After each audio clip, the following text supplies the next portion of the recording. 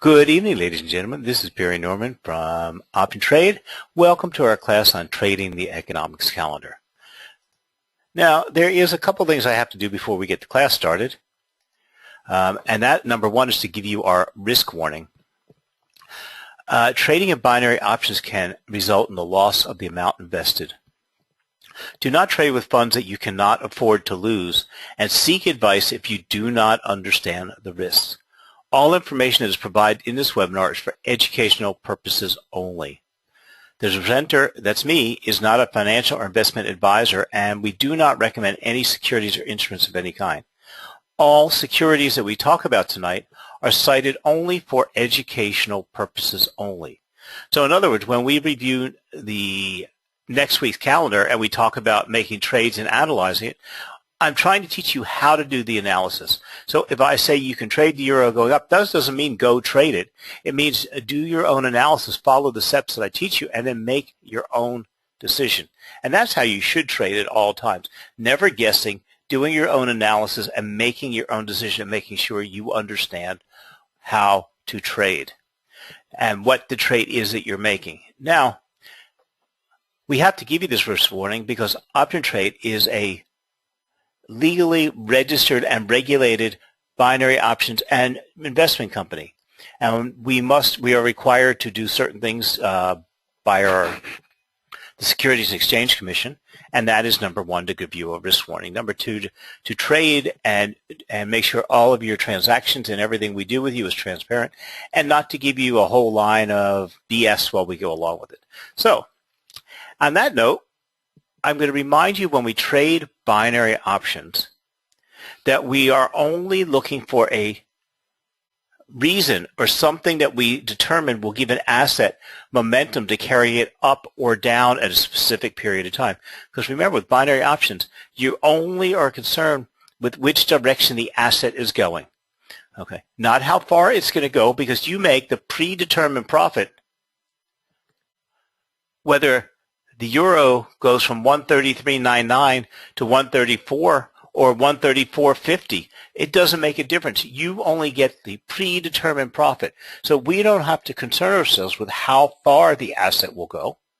Number one. Number two, we don't have to protect from loss or risk, because the only risk or loss we have is the dollar amount we type into the screen. So trading the economics calendar is one of the best ways to trade binary options. Now, the economics calendar is a fundamental analysis tool that allows traders to position themselves to take advantage of future currency movement. The economics calendar, it's not actually published, it's updated daily on almost immediately, and it's a key trading tool for traders to use fundamental analysis as signals for entering or exiting trades. Economic and political news can change the direction of a currency pair in seconds, and fundamentals that are true in an instant can be rendered absolutely meaningless by fresh fundamentals in a few seconds later. Okay. Now, the economics calendar enables traders to track the economic indicators and political events that impact currency movement. So all that basically says is the economics calendar tracks all economic events, puts them all together in one nice, easy place, so you don't have to start tracking down what's going to happen and miss an event or make a mistake trading because you don't realize something is due to happen, whether it's a speech by Mario Draghi or a decision by the Federal Reserve in the U.S. or it's Chinese data or a meeting by the G7 or the G8. All this is kept for you on the economics calendar. Now, the important news for trading the Forex market is programmed months in advance. Traders will know when a meeting of the European Central Bank to discuss interest rates will take place on such a date in the future. This gives traders time to do some research and some analysis and position themselves accordingly. Now, the key is, number one, knowing where to find economics, and they're free and easily available to everybody. The second is learning to read the economics calendar. From there, tonight we're going to first learn to read the economics calendar and how to interpret the data that is on there, and then from there we're going to go try to build a strategy to trade these economic events. So first, I'm going to ask the people in the class if you could type in Do you understand how to read an economics? Because if all of you know how to read an economics calendar, I don't need to go over it. If you don't, I'm going to go with you step by step and explain all of it. So if you can write in and say, yeah, I know how to read an economics calendar, I will skip this part. If I don't hear from you, I'm going to go forward.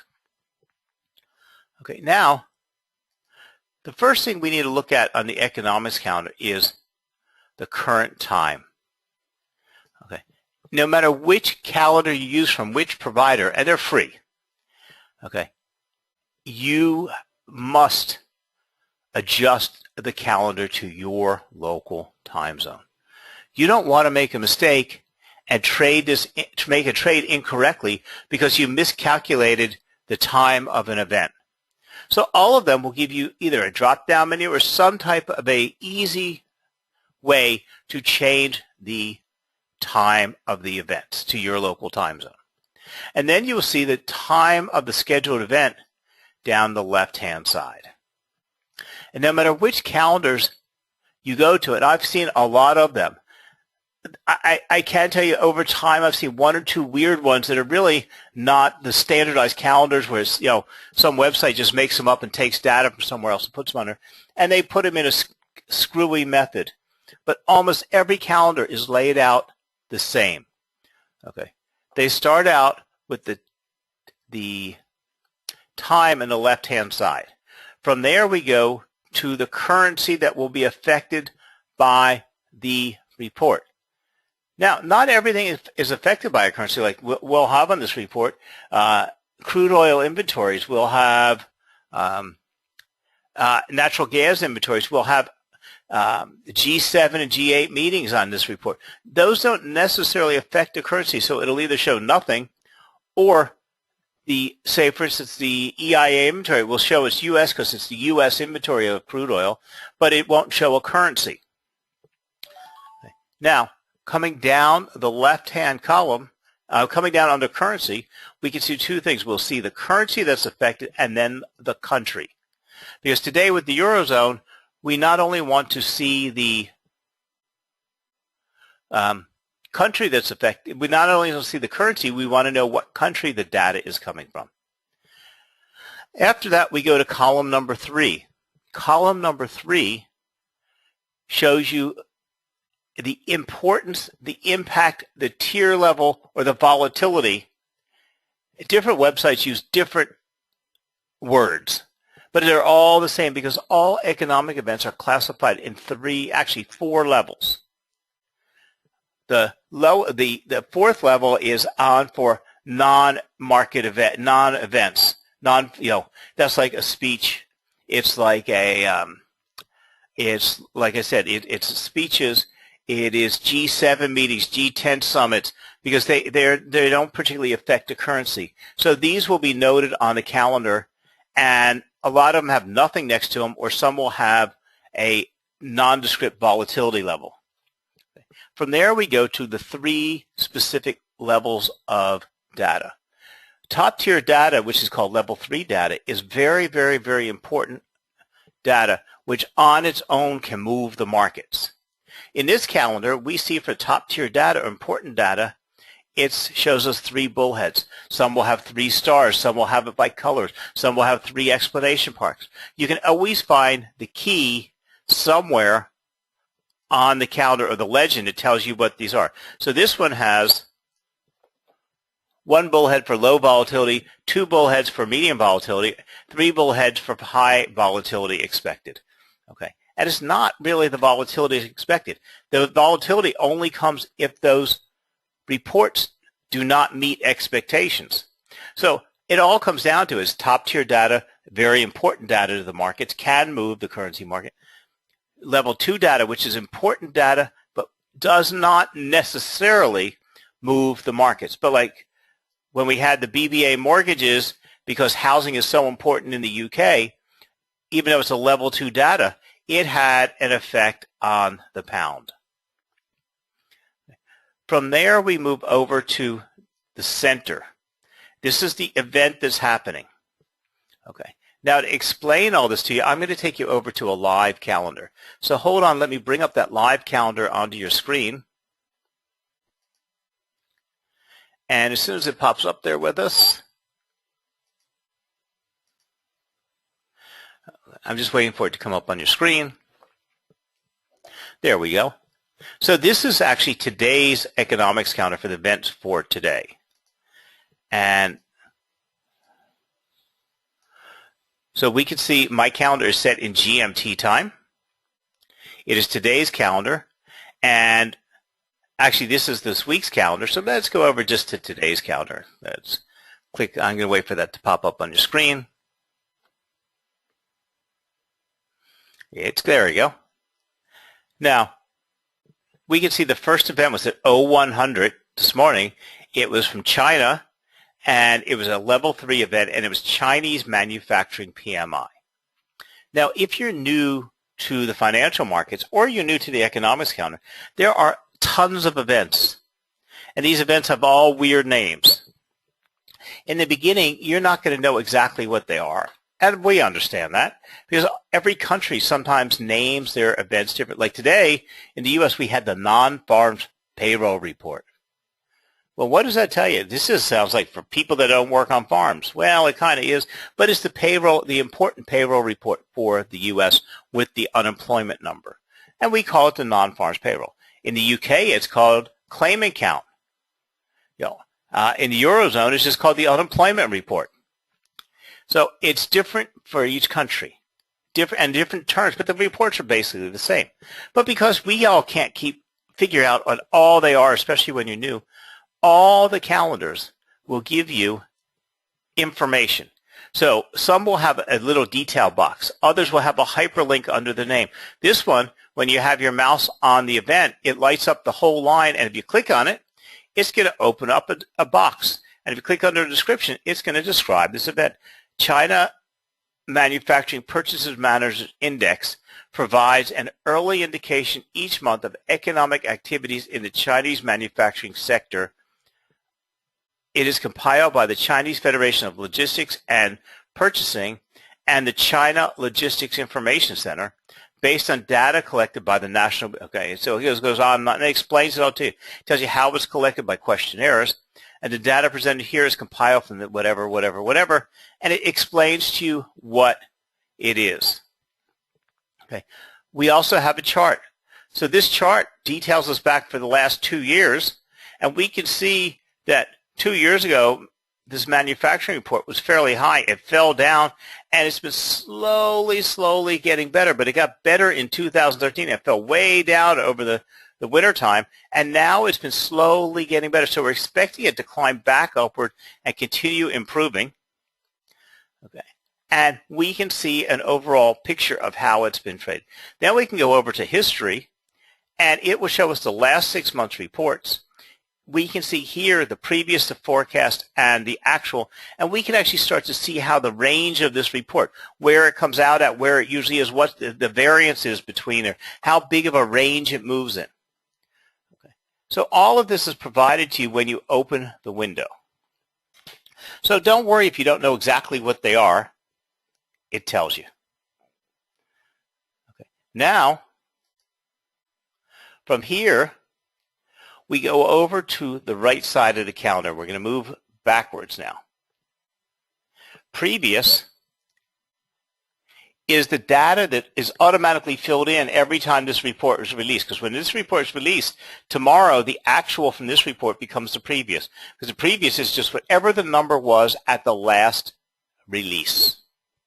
Okay. So today's release was a 51.7, and the previous was a 51.0. So this will replace the 51.7. So when we look at this previous, we know that the last report released a month ago for Chinese manufacturing PMI was at 51.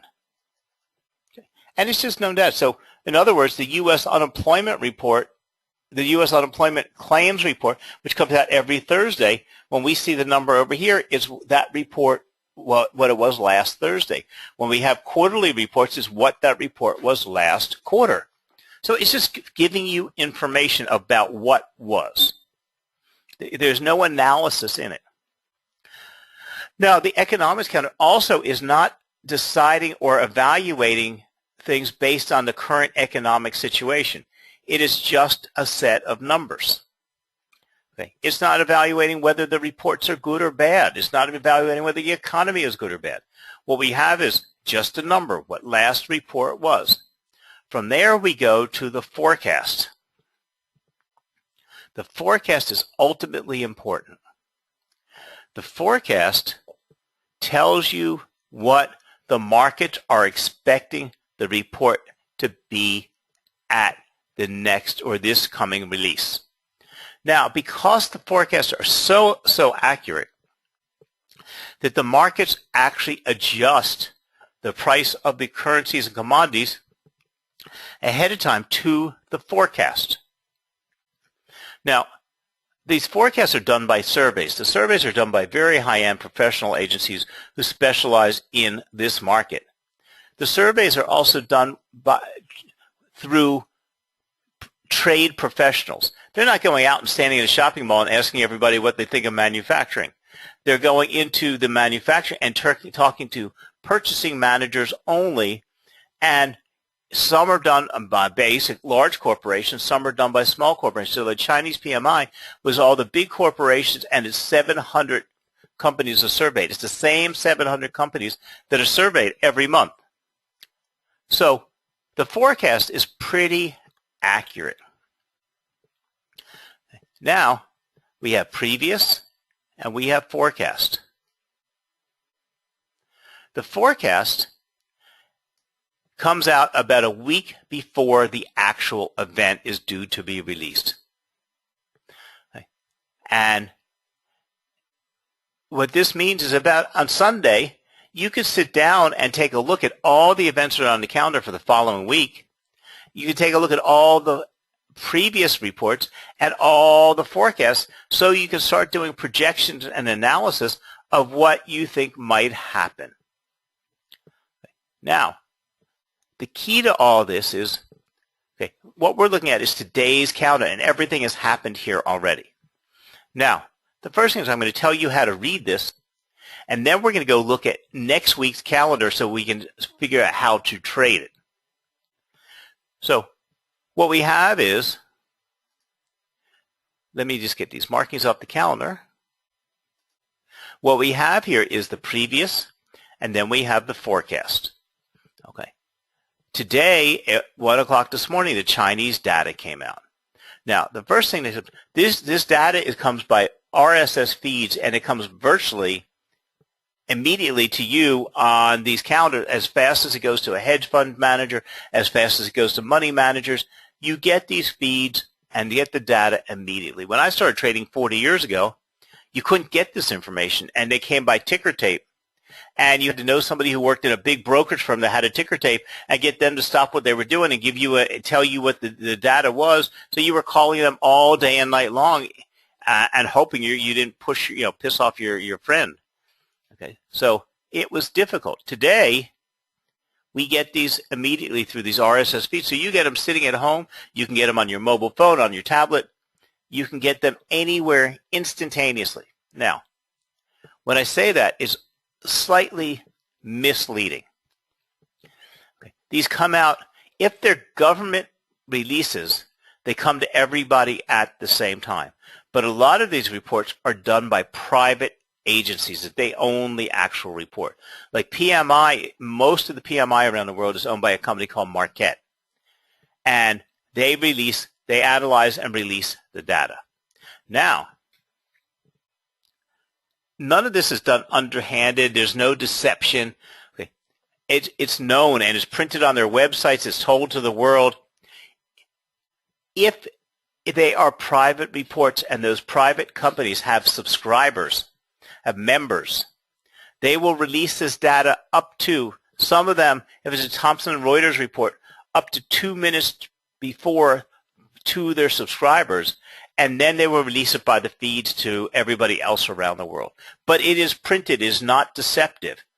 Okay, the Marquette reports are released 1 minute before. Now, it has to be for binary options. Okay, we don't really care because we want to follow what the market reaction is to the report. So we get the report, they're already reacting. Now we just have to look at their reaction. Now we come to the actual, that the data is released as it comes out that day. Now, the first thing we need to know is how to read this data. Okay. There are many parts to this. The first is the number comes out here. If it comes out in green, it means it was better than the markets expected. That's a positive report. Okay, let me just put my cursor on. Okay, so actually if you hold your cursor right on that number, it's going to tell you it came out better than expected because the markets were expecting 51.4. It came out at 51.7. So that is much better for the markets. Okay. Where we go to Australian PPI, which is Producers Price Index, which is like business inflation, they were expecting a 0.7% increase, and they got a minus 0.1% increase in the red. That means it was worse than expected. Okay. In China, we also had a secondary report, which is, if you notice, is almost similar to the top report. It's Chinese HSBC manufacturing PMI. It was expected at 52.0, and it came out at 51.7. Now, after you're trading for a while and read some of these, you'll understand what the difference is. And it's only really with the Chinese data. What happened was for so many years, the Chinese data was not reliable. They would change the figures. They would lie just to impress the world. So HSBC Bank started releasing its own survey of small to medium-sized companies that they had contacts with, and their number became the reliable number. So the world depended on the Chinese HSBC manufacturing PMI report to get a true sense of what was happening. Well, with time and China really entering the capital markets and reforming its economy, their figure now is pretty accurate. So the markets rely on both of these and give them equal credence, but the Chinese manufacturing official government surveys 700 of the top businesses, where you can see the HSBC report is mostly small and medium-sized businesses. Okay. And so there's a difference in the number because they report 430 purchasing managers compared to 700, and they don't have access to the largest manufacturing companies. But if you notice, we had two different expectations, but the report actually both came out at 51.7, except the small manufacturers, we were expecting a little bit better number. Okay. From there, we're going to go down, and we see today also, because the reason I'm showing you all of these today, because we're going to go look at these and see exactly what happened on the charts. We can see Spanish manufacturing PMI. It missed the mark. French did a little bit better. Now, what happens with manufacturing PMI in the Eurozone, they release all the individual countries, and then they release the overall Eurozone PMI, which is a combination of all of the manufacturing throughout Europe. So first we have Spanish, which missed expectation. French did a little bit better. Germany did terrible, which is very upsetting because Germany is the workhorse of the Eurozone. And then the Eurozone overall missed expectations. So that means manufacturing is not doing as well as we thought it would do. And it fell below where it was last month. Okay, now let's take a look real fast at how this affected the assets. Now, since we don't trade the Chinese renminbi or the Chinese yuan, and it's only trading in very small areas, but you can't trade on binary options. What you have to know is the biggest effect you get out of China is a direct effect upon the Australian dollar, because Australia is its biggest trading partner, and almost all the ore and most of all the exports out of Australia go to China. So when we look at the Chinese data, we will look at it. It gives us an overall feeling of how the markets are doing, but it weighs down first the Australian currency, then the New Zealand currency, and then the third is classified as a commodity currency is the Canadian currency. From there, but we're going to try to go straightforward, because what we're going to look at right now for class is we're going to look at a very easy one to take a look at. we're going to look at manufacturing PMI for the Eurozone. Now, if you notice, this was released 7:15, 7:50, 7:55, 8 o'clock. So this all went on from 7 to 8 o'clock GMT time this morning. Okay. Now, what do you expect happened to the euro when this data was being released? So let's go up. I have a chart of the euro up here. Let me get my markings off of here for you. And let's take a look at 11 o'clock this morning, okay, when this data started hitting the wires. Now, my calendar on my website is not GMT time at the moment because I am traveling, and so it's at 19:27, so it's 2 hours off. So we've got to go back to from 11 to 12 to 1 o'clock. So we want to go up here to 1300. And look at what happened with that data as it was being released today. The euro plunged straight down. Oh, I'm sorry, I'm on the wrong day here. This is the 1st of August. Let's get that off the wrong place. And let's get over here to today. And let's go see where the euro, it didn't plunge as hard, but it did plunge. Hold on a minute. Let me turn off my marker here. Let's find it at, there we go.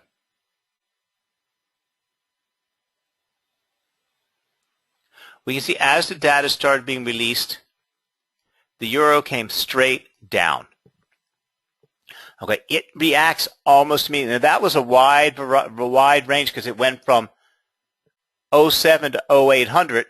So from 11 o'clock on my chart time, straight down, we can see that the euro went straight down.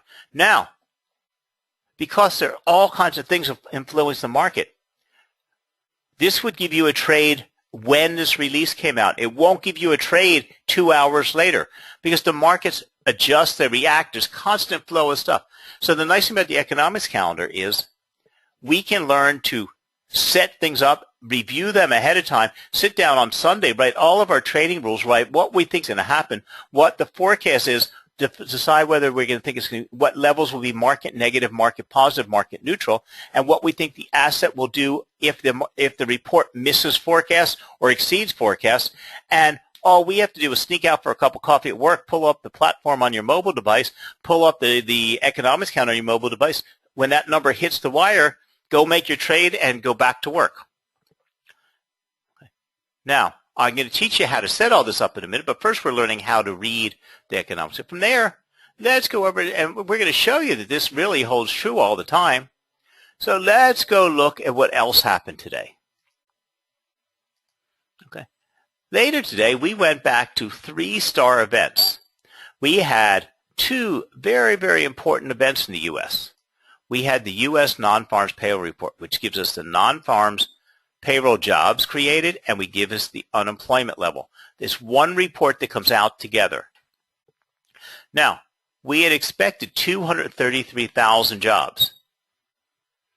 Okay. We got 209,000 jobs. Horrible, horrible report. We expected unemployment to stay at 6.1%. Unemployment climbed to 6.2%. Now, with the U.S., that's not a significant number because the mathematical calculations coming with unemployment have a way of shifting 1/10 of a point and readjusting next month. It's just a matter of a statistical anomaly. But the markets don't make a major reaction to that. But that, combined with the 209,000 jobs missing by 24,000 jobs, is a significant weight on the U.S. dollar. So what would we have expected when this report came out at 12:30 today? We would have expected the dollar to die and the euro to skyrocket. Okay. Or what happens when the dollar falls, the euro climbs. So let's go back and look at the chart and look at what happened here. Okay. This is right when the report came out. Right here. Let me get my marker back on here. And look at this. Look at that. Now, I had a live trading event. We trade this live, but this was textbook classic. Okay. And this is what happens over and over and over again. So now we have to figure, now that we know this happens, we have to start building a strategy. Now, you can either trade from the economics calendar or not. You should always be aware of the economics calendar because no matter what strategy you're employing, what decision you're making, if an economic event's about to happen and you don't know it, it can mess up everything you are doing. Because look at this. If you were looking at the euro earlier today and watching it fall here and then watching it stay down, you might have thought the euro was going to go down the rest of the day, and it probably would have, except this report was so bad that it turned around and reversed everything you might have been trading. And if you didn't know this report was due out and you made your trade, you would have lost your money in the blink of an eye. Where when you look at the economics calendar, even if you're not using the economics calendar to trade from, it would have given you an alert saying maybe you should enter the markets right now because something's about to change. You know, it could support it one way or another, but something's about to happen. Now, let's talk about how to trade from the economics calendar, how to build a strategy. So let's go back over here to the, let me bring the economics calendar back up on our screen. Now, the first thing we want to do is we want to use filters. Now, like I explained to you, level 2 data can affect the markets, but it's level 3 that is the ultimately important data. Now, a lot of reports have sub-reports that are part of that report. So if you notice, like in PMI, that's all the reports, you know, the individual countries' reports with huge amounts of data being released. And like I said, it takes about 15 or 20 minutes for them to release each one. It's only the headline data that we see here, and most of these countries are level 2. But if all the level 2 countries had negative, together, it cumulatively, it weighed way down. Now, you see that German PMI was more important than the Eurozone PMI because Germany is the workhorse of the Eurozone. So over the last few months, Spanish, French, Portuguese, all the other countries' data. Now, the reason you're also seeing a lot of countries, their PMI report is considered level 1, and we don't even look at the level 1 reports here. So they're going through each country of the Eurozone. So the reason you don't see Portugal, you don't see whatever, you know, Cyprus, because their PMI is level 1 data. So I've already just filtered it off of the report. So these are level 2 and level 3 data. You do the filters by just clicking on the filter button up here. So we could click in here and put Portugal, and let's go put Portugal. Portugal, how do you spell Portugal? And let's see, Cyprus.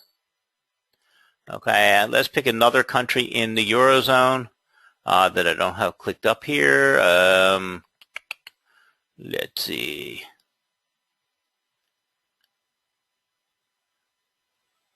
I'm just trying to remember who else is in the Eurozone. I should know them all off the top of my head. Let's take Greece. Okay, and we're going to add in level 1 data. And you see when we do that, the reports go on, just today's reports are that long. But if we go up here to the PMI data, we can see in here that there was, oh, there really wasn't. They only released the main countries today. Okay, but we can see there was tons and tons of data. So let's go back and filter this off of here.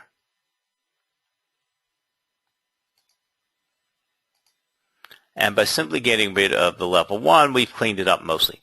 Now, remember, I was saying level 1 has very little effect in the markets. Level 2 cumulatively could have an effect, but only level 3 data has the volatility and the importance that it will move the markets precisely at that event. So when we're going to build a trading strategy, we only want to look at level 3 data, top tier data. Okay. And there's, believe me, there's more than enough of it. So let's go up here to our filter, and we're going to get rid of tier 1 and tier 2 data, and we're going to only leave tier 3 data up here. So all of these reports we could have analyzed and traded and made trades from today.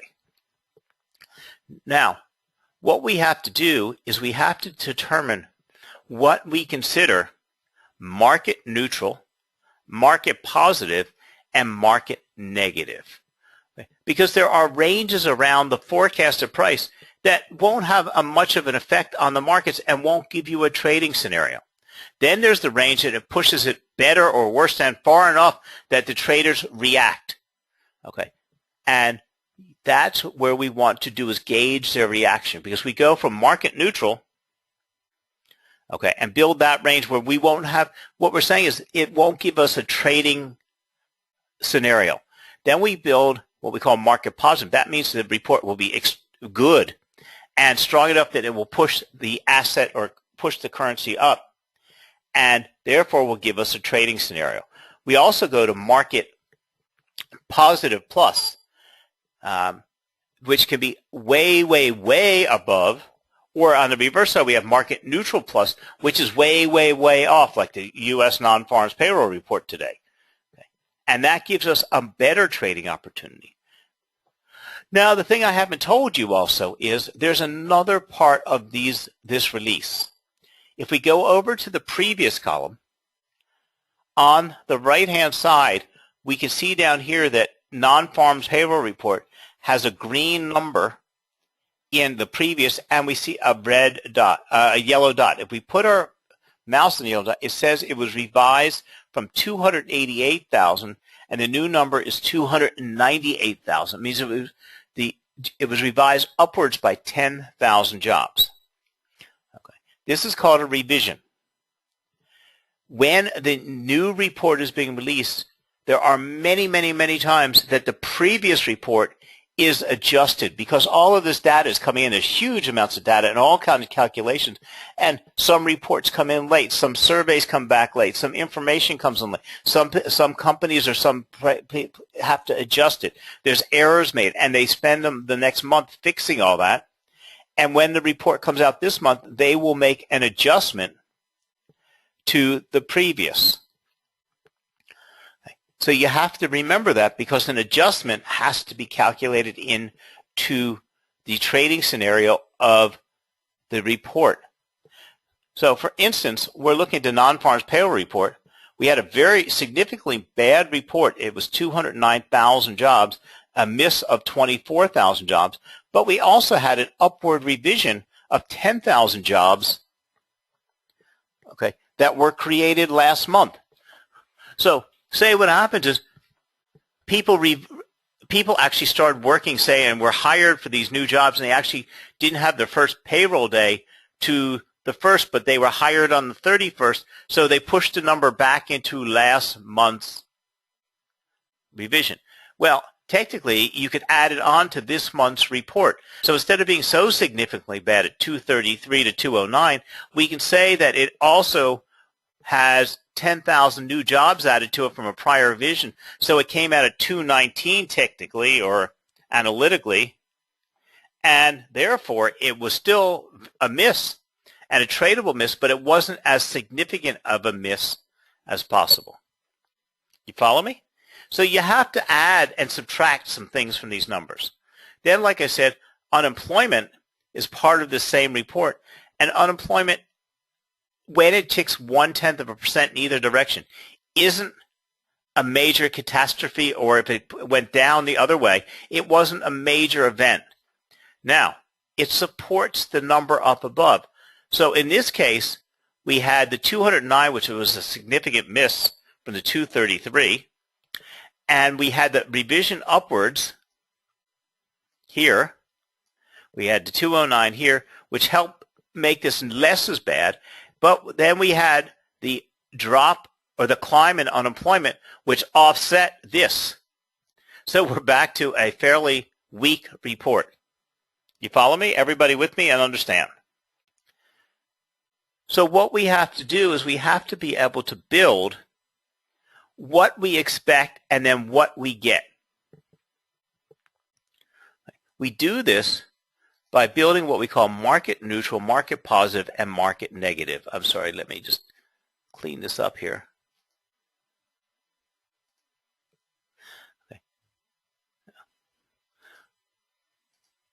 Okay. Now, to do this is I'm going to now bring up next week's reports, because we don't want reports that have already happened. We want reports that are about to happen, because you can't trade something after the fact. You have to be ready to trade it when it's released, and you have to analyze it before the release. Okay. Now, so let's go over, and I'm going to bring up another calendar for us. Just give me a second to get it up on your screen. And here I have, when it pops up in screen, is, there we go, it's coming to you. Now, this is all the reports for next week. So first thing, let's go down and filter out the level 2 reports. That we only want the top tier data, or the data that will affect or that we can trade in the markets. Okay, so now we have all of these level 3 events. Okay, so it's enough to keep you trading all week long. The first thing is we want to take out interest rate decisions, because interest rates have they are a whole different animal. Okay, because they're not economic. They're economic events, but they're not based on anybody's projection. We're waiting for, they are different. Those you'll learn how when you come to a class on trading central banks decisions, because those are just decisions. So we can take those reports out. So we can filter those reports out, and that's what we're going to do first. We're going to actually just remove them from the calendar. By going to filter, we're going to come down here, and we're going to remove central banks, and bam, now they're gone. Okay. Now we see all the major data. So what we're going to do is we can only take one event tonight. You can take the other events on your own, start learning about them, and that's why on the weekends you can spend 15 minutes on each event and read about them, learn about them. There's tons of information about them in the internet. So let's take the first event on Monday, which is retail sales in Australia. And that's a very important event. All over the world retail sales are, and every country releases retail sales. We can see it's a top tier event. It's coming out at 01:30 in the morning in GMT time from Australia. We can see that the previous was a minus 0.5, so retail sales had fallen last month. This month we're expecting a climb of 0.4%. So let's click here and open the window. First, let's go to the description column and read retail sales measures the change in the total value of inflation-adjusted sales at the retail level. It is the foremost indicator of consumer spending, which accounts for the majority of the overall activity. Now, if retail sales are good, means consumer confidence is good. If consumer confidence is good, it will propel the job.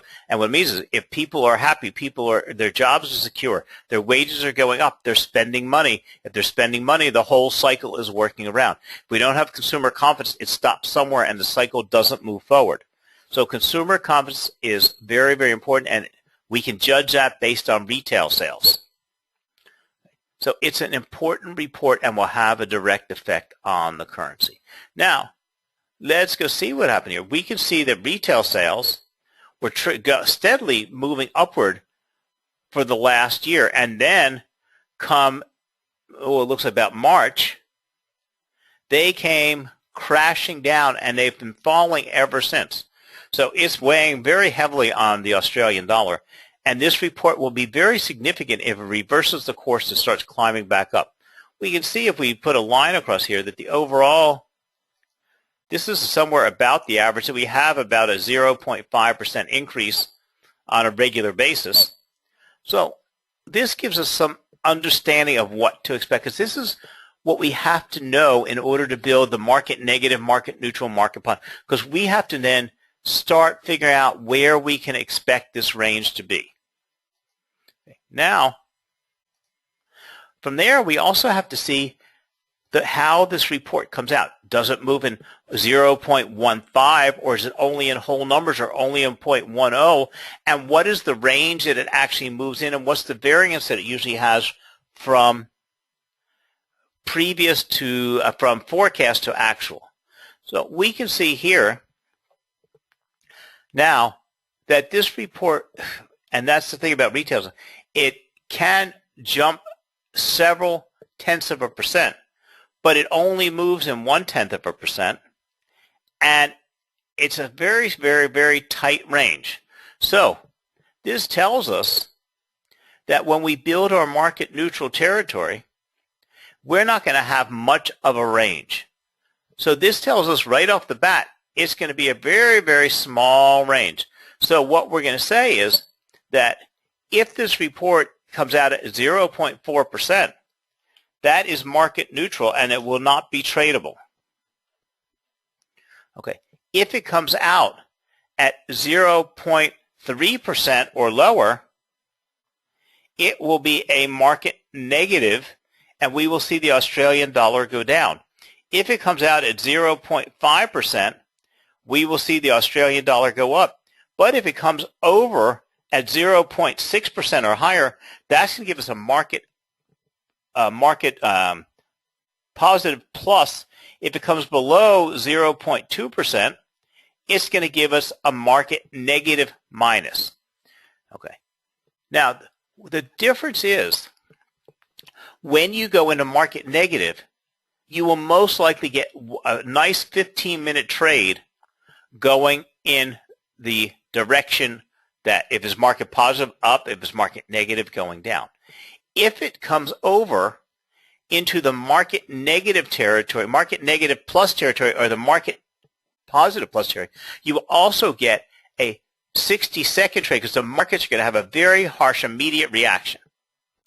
If it comes over to market negative plus or market positive plus, you can get a 60-second trade in, but then you want to sit tight because what's going to happen is you're going to have this immediate reaction and it's going to push the currency in a very significant way past where it should be trading, either up or down. Then you have to wait a minute or two more and let the markets adjust. When you see the markets adjust, and what you have is a three-part scenario. You have an immediate reaction, you have an adjustment, and then you have the correction. Once you see it go either up or down significantly, and that's only when it's in the market neutral plus or the market negative plus, you will adjust. You can get the 60-second trade in. Then the markets will adjust and they will come down or go up a significant amount, and then they'll start the correction. When you see it reverse and then reverse again, that's when you can get in your 15-minute trade in the original direction which you had ascertained. Now, if it just comes in market neutral or market positive without going over to the plus territories, you can just make your trade off of there. It's just when you come out in far variances, there is a very harsh reaction in the market. You have to wait for that harsh reaction to go away and get adjusted to get in there and get that 15-minute trade. Because a lot of times it's moving so quickly by the time you enter your fingers to get the trade, it's already way past where it's going to adjust back to. Okay. So that's why you can set up ahead of time and be ready to trade that 60-second trade so you can hit that button really quickly because it is cascading up. Just like you see today with the euro, the US dollar, when the non-farms payroll came out, this cascaded all the way up. But now today, because the report was so bad, and there were so many factions, it didn't even make it adjust. Now what we see is right now we are getting an adjustment, and it's coming back down, and we'll probably still pace down a little bit because it's way too significantly high at the moment. Okay. So you have to be able to decide market plus, market negative, negative, and decide how you're going to react. And that's why you will sit down ahead of time and build your trading plan, and you will actually build these territories and decide at what points you will act and what points you'll react and how far you will set them up. So you build your market neutral. Market neutral means no trading. Market positive and market negative say 15-minute trades. Market negative plus says a 60-second trade, wait for the correction and then trade it. Market negative plus says the same thing. Now, there are times that you have a disastrous report, which is what we had today with the non-farm. And you can say if it is so low or so high that it's just going to give us, let's get in, and it can be so erratic that you can say, I'm just going to take a 15-minute trade and stay away from the 60-second trade. Or you can get a 60-second trade backed up with a 15-minute trade. Okay. Either one you can do, but you have to build these territories. So what you do is you build these territories on Sunday when you have time to sit down and look at the calendar for the week. Build them for all of the assets. Okay. Analyze them all. Spend your time building your territories. And then all you have to do is, you know that this report is coming out at such and such a time. Get your mobile set up or get your PC on if you're sitting at your desk and working. Get it up on your PC and make sure when you're talking on that phone conference, you just look up and see what that report is, see what the report is, click your buy or your sell button on that asset on the trading platform, and just continue with your work for the day. It is that simple. Now, this is the first in this class for option trade. We will be teaching this class again, I think, in 2 more weeks. When I do, we will pick up a little farther down. Each class we will get a little bit farther forward.